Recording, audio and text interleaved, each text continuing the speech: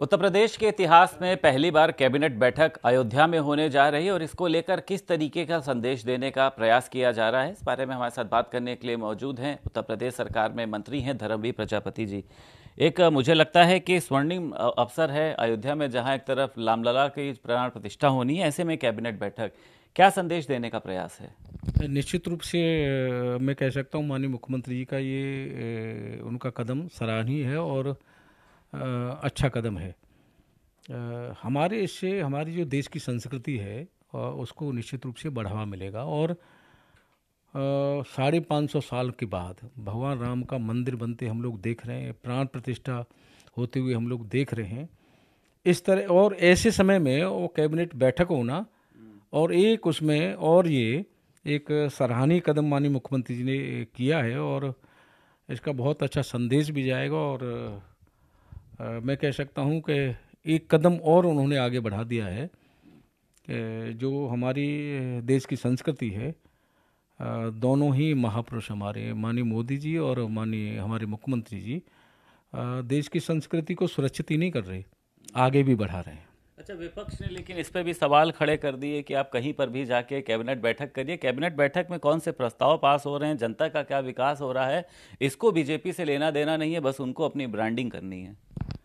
जब कैबिनेट की बैठक होती है तो उसमें जनहित के मुद्दे ही आते हैं और जनहित की ही लिए योजनाएं रखी जाती हैं और कैबिनेट में पास होती हैं।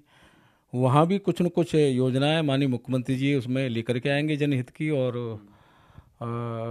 उसको धरातल कैबिनेट में प्रस्ताव ला करके उसे पास करके आगे बढ़ाएंगे।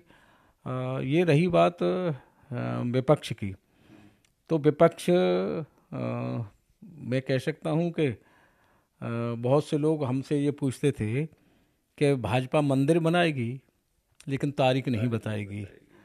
अब मंदिर भी बन रहा है, तारीख भी तय है। मेरे एक सुझाव है विपक्ष के नेताओं को कि 550 साल बाद देश के सभी सम्मानित हमारे जनता के भावनाओं का अनुरूप भगवान की कृपा से और राम मंदिर बन रहा है, प्राण प्रतिष्ठा हो रही है, वो भी उसमें जाएं, प्राण प्रतिष्ठा में जाएं, दर्शन करें।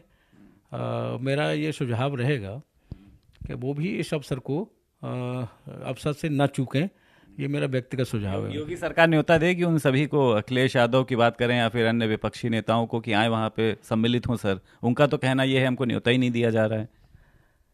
हम तो कह रहे हैं कि जाएं वहाँ दर्शन करें, कौन मना करेगा? वहाँ कोई ये थोड़ी है, कोई ये पाबंदी थोड़ी है कि भाजपा वाले जाएंगे कि मुख्यमंत्री जी की कैबिनेट ही जाएगी, कोई रोक। लाखों लोग आते हैं, लाखों लोग आते हैं और मैं कह सकता हूँ मंदिर में अगर बुलाने से कोई व्यक्ति जाएगा तो मैं मान सकता हूँ वो तो एक ज़बरदस्ती वाली बात होगी।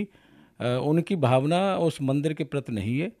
अगर नहीं तो व्यक्ति बिना बुलाए, ये तो श्रद्धा का, अपनी हमारे अंदर श्रद्धा कितनी है वो उसकी भावना के अनुरूप है कि हमें मंदिर में जाना है, तो कोई किसी के बुलावे से थोड़ी जाता है। एक सकारात्मक संदेश देना कि अयोध्या में कैबिनेट बैठक हो रही है, कई तीर्थ विकास परिषद, चाहे देवी पाटन हो, अयोध्या हो, इस तरीके के शुक्रताल जो वो वहाँ पे बताया जा रहा है, प्रस्ताव पे बात भी होगी। लेकिन सपा को खास तौर से दिक्कत है कि ये लोग भगवान श्री राम के नाम को जो है वो भुनाना चाह रहे हैं और इनका जो वोट का जो प्रभाव है वो भी आगे बढ़ेगा। क्यों दिक्कत है समाजवादी पार्टी को? कैबिनेट से दिक्कत है, भगवान श्री राम से दिक्कत है, या भाजपा से दिक्कत है? वो चुनाव का जब समय था तब परशुराम का मंदिर सपा वाले भी बनवा रहे थे, परशुराम जी का, तो उस समय ही उनको परशुराम जी की याद क्यों आई? परशुराम जी तो हमेशा आज भी हैं, पहले भी थे, आगे भी रहेंगे। तो चुनाव सबके ध्यान में रहता है। हमारे दोनों सरकारें, हमारी केंद्र में भाजपा की सरकार है, प्रदेश में हमारी भाजपा की सरकार है और ये दोनों ही सरकारों का समावेश देश में और प्रदेश में, ये सब भगवान की कृपा है। और दोनों ही सरकारों के रहते मंदिर बन रहा है और प्राण प्रतिष्ठा हो रही है, मंदिर भी बन रहा है उसी दोनों ही सरकारों में, प्राण प्रतिष्ठा भी हो रही है। तो ये ईश्वरीय कृपा है और मैं कहता हूँ इससे बड़ी कृपा का अनुभव हम लोग नहीं कर सकते। नीतीश कुमार ने अपने जो महिलाओं को लेकर एक बयान दिया, हालांकि माफ़ी भी मांग ली, लेकिन मामला भी थम नहीं रहा है। प्रधानमंत्री नरेंद्र मोदी ने भी अपने बयान में कहा कि उनको महिलाओं के लिए इस तरीके की सोच करके शर्म नहीं आई। केंद्रीय मंत्री स्मृति ईरानी ने भी हमला किया नीतीश कुमार को लेकर। निश्चित रूप से मैंने तो कल देखा है, कल सुना है, तो किसी भी सामाजिक व्यक्ति का इस तरह से बयान नहीं हो सकता, कल्पना नहीं की जा सकती। इस तरह का उनका जो बयान है वो निंदनीय है। इंडिया गठबंधन और ने भी कोई सर उस पर अपनी प्रतिक्रिया नहीं दी, जबकि वो भी उसी का हिस्सा है। तमाम लोग हैं, समाजवादी पार्टी है, कांग्रेस है, आम आदमी पार्टी है। तो आपको लगता है इस बयान से ये लोग सहमत हैं? इन लोगों की कोई टिप्पणी नहीं आई अभी तक कि नीतीश अब कुमार को माफी मांगनी चाहिए?